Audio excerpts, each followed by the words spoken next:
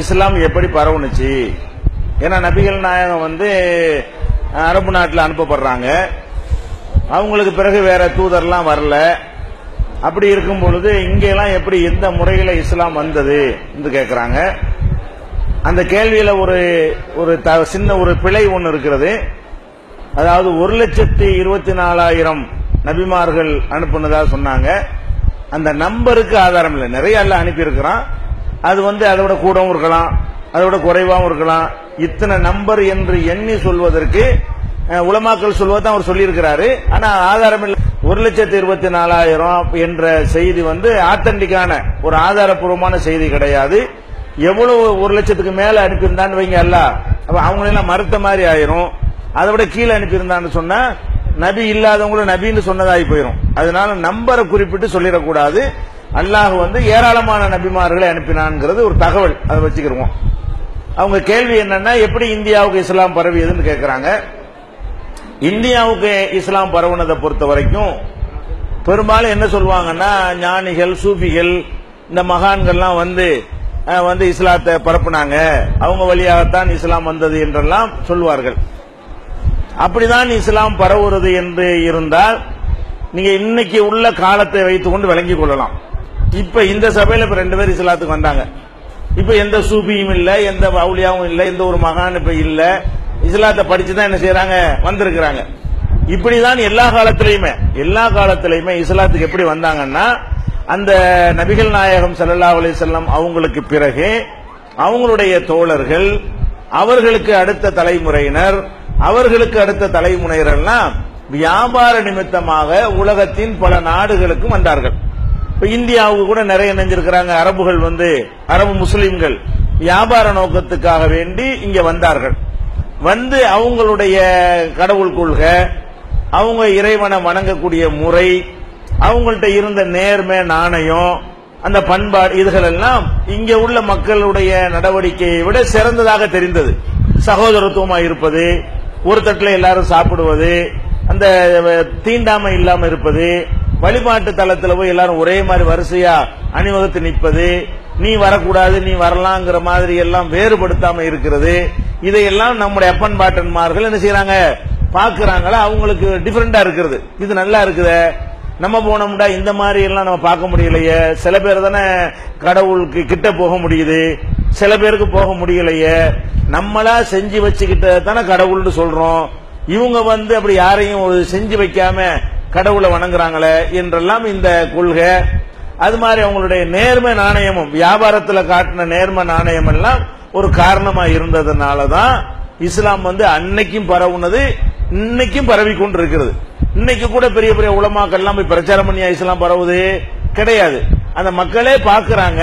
அவங்க அடக்குமுறைக்கு உள்ளாகும் பொழுது, தீண்டாமைக்கு உள்ளாகும் பொழுது, சகோதரத்துவம் இல்லாத பொழுது, அவங்களே தயாரித்தவற்றை எல்லாம் கடவுள் என்று அவங்க நம்பும் பொழுது, அதை விட இது நல்லா இருக்குது என்கிற வகையில் தான் இஸ்லாத்தை விளங்கி வந்திருக்கிறார்கள். இன்னும் சொல்ல போனா, இந்த அவுலியா சூபி மகான் சொல்றாங்களே, அவங்கள வச்சுதான் இஸ்லாத்துக்கு வர்றாங்கன்றதுல கண்டிப்பா அவங்கள பார்த்தா இஸ்லாத்துக்கு வந்திருக்க மாட்டாங்க.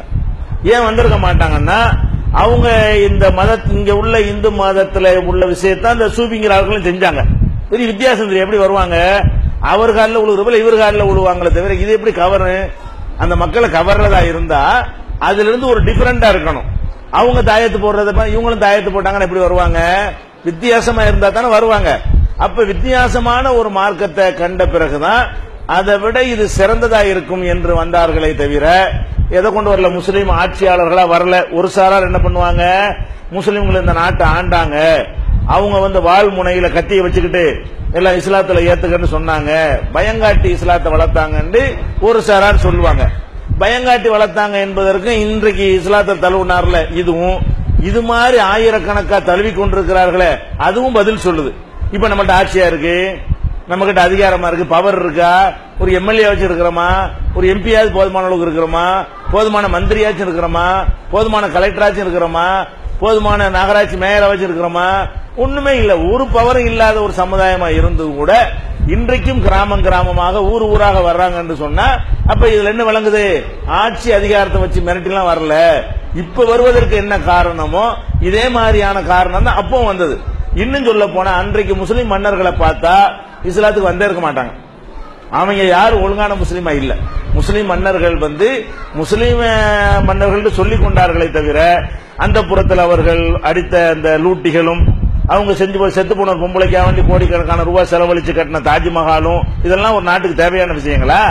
இந்த மாதிரியான காரியங்களை தான் அவங்க செஞ்சுக்கிட்டு இருந்தாங்களே தவிர ஒரு முஸ்லிம் மன்னர் கூட ஹஜ் செஞ்சது கிடையாது. 800 வருஷம் ஆட்சி பண்ணாங்கன்னு பெருமையா சொல்லிக் கொள்ளுகிறோம். இந்தியாவை ஆட்சி பண்ண ஒரு முஸ்லிம் மன்னர் கூட ஹஜ் நீங்க ஹஜ் செய்யாட்டி நான் ஹஜ் செய்யாட்டி ஒரு காரணம் சொல்லலாம், வசதி இல்ல வாய்ப்பு இல்லைன்னு சொல்லலாம். நீ தான் நாட்டுக்கே ராஜா. அப்ப இவன் இத்தனை வருஷம் ஆட்சி பண்ணிட்டு என்ன செய்யல? ஒருத்தன் கூட ஹஜ் செய்யல. அவனே ஹஜ் செய்யலன்னு அவன் சிலதை பரப்பியா இருப்பான், பரப்ப முடியாது. அது போக மிரட்டி உருட்டி எல்லாம் ஒரு மார்க்கத்தை பரப்பலாம் இயலாது. அந்த காலத்திலையும் இந்த முஸ்லீம்கள் சில நல்ல முஸ்லீம்களை பார்த்து இஸ்லாத்துக்கு வந்தாங்க. இந்த காலத்திலையும் சில நல்ல முஸ்லீம்களை பார்த்து இஸ்லாத்துக்கு வர்றாங்க. குரானை படித்து கொஞ்சம் படித்தவர்களா இருந்தா என்ன செய்யறாங்க?